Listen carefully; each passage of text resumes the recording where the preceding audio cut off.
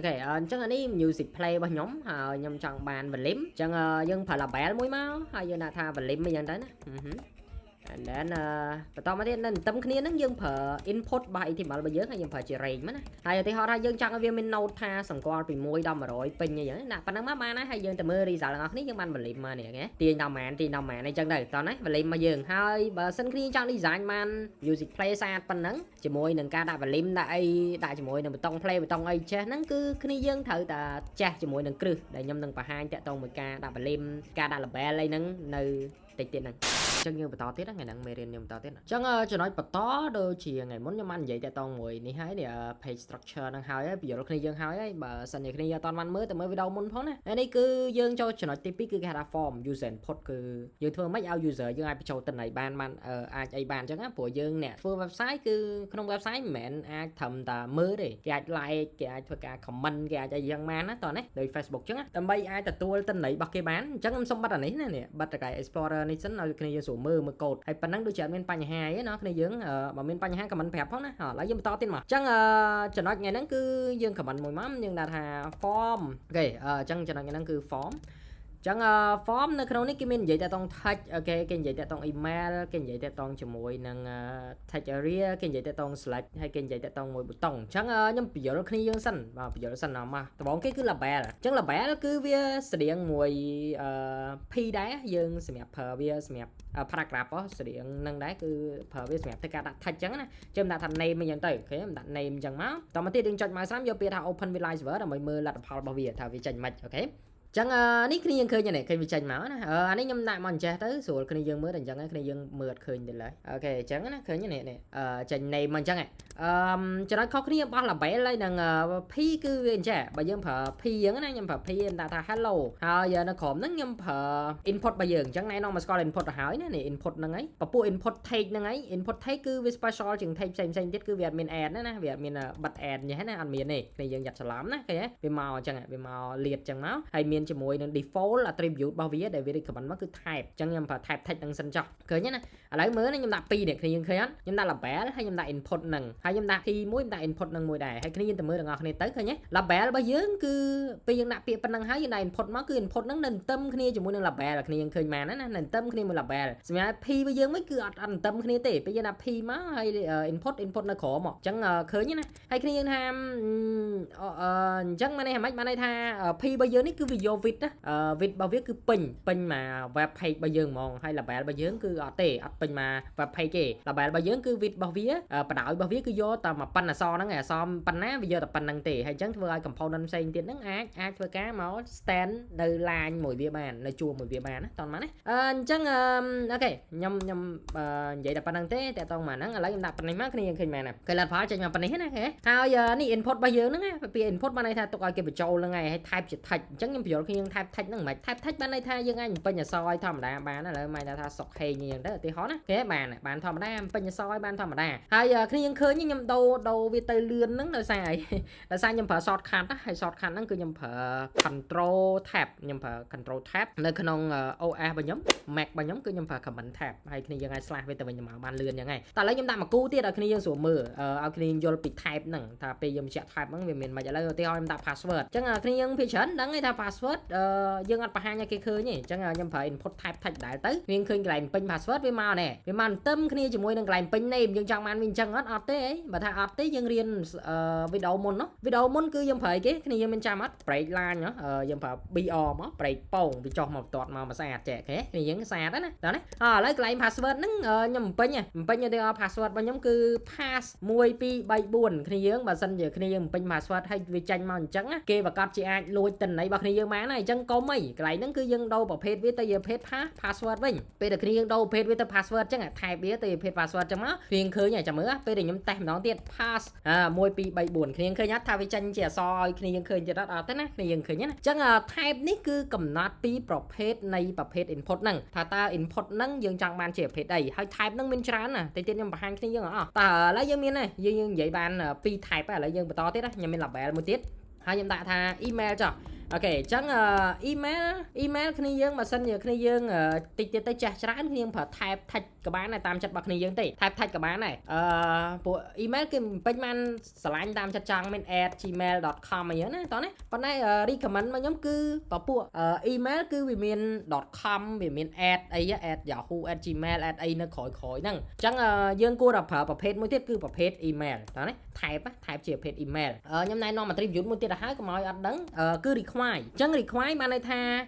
môn pe để khi dương cho bật chun tên này tới to tầm pin nhà năng bà sân thì họ tha nó không năng miền field nào mỗi ăn pin nhưng cho bật chun nó bóng cứ require ní load alert phép khi dương tha bật chun nó cá đi của vì miền cái lại để toàn văn pin tên này đó này pe để nhóm đại require giúp anh này tha bà lá mỗi năng cứ chơi tầm miền mong ta hiên là ta té cứ ọt ai bật chun ta cả đấy đó này hai chẳng mà sân chỉ nhau mà đại khoai té mà này mấy plot nó miên tên này các bạn plot nó ọt tên này các bạn tam chất đấy đó này to tên mà nhóm bio chào một tiền má hay dương miên làm bè một tiền má này dương nơi bảo page ní cứ miên chả nữa nè ở nhóm này nó mà scroll một tiết page chấn per gender này dương per gender mà khi dương ọt chết té khi dương đã thay cho game pin đặt thay cho game pin bên này xuống hàng ta khi dương tăng pì pin form má cái đài đặt thay chặt ở đây cái đài đặt thay trên chẳng cái page một tiết cái hạt radio សំដៅទៅពពួកបតង់ចុច multiple choice គ្នាយើងធ្លាប់ធ្វើ quiz ធ្វើអីនៅក្នុង Google Form គ្នាយើងដឹងហើយ multiple choice អញ្ចឹងខ្ញុំដាក់ radio មួយមកហើយបន្តមកនេះខ្ញុំដាក់ label មួយនៅគៀនហ្នឹងហើយខ្ញុំដាក់ថា mail អូខេហើយគ្នាយើងឃើញណានេះគេបានបតង់ចុច radio មួយហើយយើងបាន mail មួយនៅគៀនហ្នឹងទៀតប៉ុន្តែខ្ញុំចុចលើ mail ហ្នឹងដោយសារខ្ញុំមានតែមួយអញ្ចឹងវាអត់តន់ឃើញផ្លែកទេឥឡូវខ្ញុំថែម input មួយទៀតខ្ញុំថែម input មួយទៀតឲ្យ type ជា radio ដូចគ្នាហើយខ្ញុំថែម label មួយនៅកន្ទុយក្រោយមួយទៀតឲ្យវាគឺ female អញ្ចឹងណាគ្នាឃើញណាហើយខ្ញុំចុចមើលខ្ញុំចុចលើ mail ក៏ខ្ញុំចុចលើអានេះក៏បានខ្ញុំចុចលើអានេះក៏បានវាអត់ត្រូវគ្នាយើងវាអត់ត្រូវទេតាមជាក់ស្ដែងវាគួរតែនៅក្នុងចំណោម2នាក់ហ្នឹងយើងចាប់បានតែមួយទេយើងចាប់បានតែមួយទេអាចរើសបានតែមួយទេអញ្ចឹងដើម្បីឲ្យវារើសបានតែមួយគ្នាត្រូវដាក់ក្រុមវាចូលគ្នាគេហៅថា group យើង group វាចូលគ្នាអញ្ចឹងយើងប្រើ attribute ថ្មីមួយទៀតគេហៅថា name អូខេអញ្ចឹង attribute name ហ្នឹងមកហើយគ្នាបញ្ជាក់វាថាជា gender អញ្ចឹងទៅក្នុងនេះគ្នាដាក់ទៅតាមចិត្តគ្នាប្រើអីក៏បានដែរប៉ុន្តែខ្ញុំ recommend បើសិនគ្នាយើង feel ជាមួយនឹង gender ប្រើ gender ចឹងមកអត់បានទេស្រួលតិចទៀតទៅយើងចាប់ form ចាប់អីតាមក្រោយឥឡូវយើងដាក់ឲ្យដូចគ្នាមកទាំងកន្លែង male ទាំងកន្លែង female ដូចគ្នាអញ្ចឹងបានន័យថាពីរនាក់ហ្នឹងនៅក្រុមតែមួយគ្នាយើងអាច select បានតែមួយតែប៉ុណ្ណោះឥឡូវចាំមើលសាកមើលselect male មក select female មិនដែរបាត់ពី male select male បាត់ពី female select female បាត់ពី male តោះមកទៀតខ្ញុំចុចលើ male ខ្ញុំចុចលើ male ខ្ញុំចុចលើ female ចុចលើ female ទៅអត់ទៅណាគ្នាយើងឃើញតោះចុចឲ្យចំកន្លែងប៊ូតុងហ្នឹងហើយជាក់ស្ដែង user experience គឺគាត់ពិបាកមកចុចលើប៊ូតុងទូអញ្ចឹងគាត់ងាយចុចទេអញ្ចឹង recommend គឺគ្នាយើងធ្វើឲ្យវាចុចបានទាំងអក្សរហ្នឹងចុចទៅក៏វា select បានដែរអញ្ចឹងគេធ្វើមិននេះគ្នាយើងឃើញអត់ label បើយើងមានពាក្យអីគេគ្នាយើងមាននេះមាន for ហ្នឹងហើយអា for ហ្នឹងហើយដែលគេប្រើវាមានប្រយោជន៍នៅកន្លែង selector ហ្នឹងអញ្ចឹងគ្នាយើងគ្រាន់តែថែម ID មួយដើម្បីបញ្ជាក់វាមកខ្ញុំដាក់ ID អានេះខ្ញុំដាក់ថា male អូខេហើយអានេះខ្ញុំដាក់ ID វាដូចគ្នាខ្ញុំដាក់ថា female ខ្ញុំថែម ID វាចឹងមកហើយគ្នាយើងយក for ហ្នឹងយកមក select male ហើយនិង female ហ្នឹងមកនេះអូខេអត្តន័យរបស់ for ហ្នឹងគឺបានន័យថាសម្រាប់អញ្ចឹងបានន័យថា label male នេះគឺសម្រាប់ជាមួយនឹង input radio របស់យើងខាង male ហើយដល់ពេលហើយ label female គឺសម្រាប់ input radio របស់យើងខាង female តែប៉ុណ្្នឹងបានន័យថាពេលគ្នាចុចលើ label ក៏ដូចចុចលើ radio ដែរចុចលើ label female ក៏ដូចចុចលើ radio របស់ female ដែរឥឡូវចាំមើលភាសាទៀតណាគ្នាខ្ញុំចុចលើអក្សរខ្ញុំចុចលើអក្សរខ្ញុំអត់បានចុចលើ radio នេះវា select បានដូចគ្នាឃើញទេបន្តទៀតយើងនៅមានប្រភេទទៀតប្រភេទច្រើនទៀតអូខេយើងមាន label ទៀតហើយទីហោថាយើងចង់ឲ្យគេរើស color បានអីចឹងណា color ក៏មានដែរណាគ្នាយើងមាននៅក្នុងហ្នឹង input មកហើយយើងយកថែបវាទៅជា color មកប៉ោងបានណាហើយនៅមានប្រភេទទៀតគ្នាយើងខ្ញុំនឹងដាក់ឲ្យគ្នាយើងទាំងអស់ហើយចាំយើងតេស្តមើលម្ដងរួមគ្នាណាតោះនេះព្រោះខ្ញុំអត់ចង់ឲ្យវីដេអូវែងអូខេ label មួយទៀតហើយខ្ញុំដាក់ថាម៉េចខ្ញុំដាក់ថា date បានន័យថាថ្ងៃខែយើងចង់បានថ្ងៃខែក៏មានដែរណាយើងដាក់ input មកហើយយកពាក្យថា date ហើយ date នឹងមានច្រើនទៀតមាន date time local មាន date time មាន date តទេឥឡូវយក date តទេសិនណាហើយគ្នាយើងតេស្តមើលខ្លួនឯងផងណាព្រោះខ្ញុំអត់អាចនិយាយអស់ទេវីដេអូយើងអូខេតោះអញ្ចឹង label បន្តទៀតមកគ្នាយើង label បន្តទៀតហើយមានអីគេមាន time មានទៅគ្នាយើងចង់ឲ្យគេ select time បានដូចគ្នាយើងគ្រាន់ដាក់ input នឹងជាប្រភេទ time មក input នឹងជាប្រភេទ time មកបានណាចាំមើលណាគ្នាយើងនេះ color គឺគេអាច select ពណ៌បាន select ជាប្រភេទ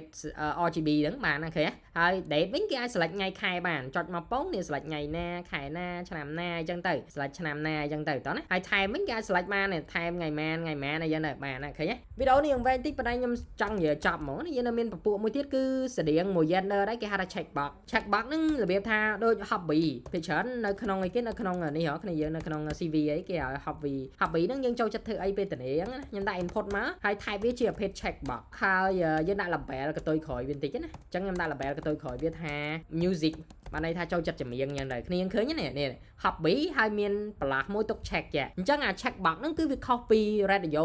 ពេលច្រើនគឺក្នុងចរន្ត2រើសបានតែមួយទេប៉ុន្តែ checkbox នេះគឺយើងរើសបានច្រើនណោះអញ្ចឹងឧទាហរណ៍ថាខ្ញុំមាន checkbox ច្រើនមាន music ហើយមានអីទៀត break line វាមកមិនឃើញសារតិចតែអញ្ចឹងអត់ឃើញសារទេណា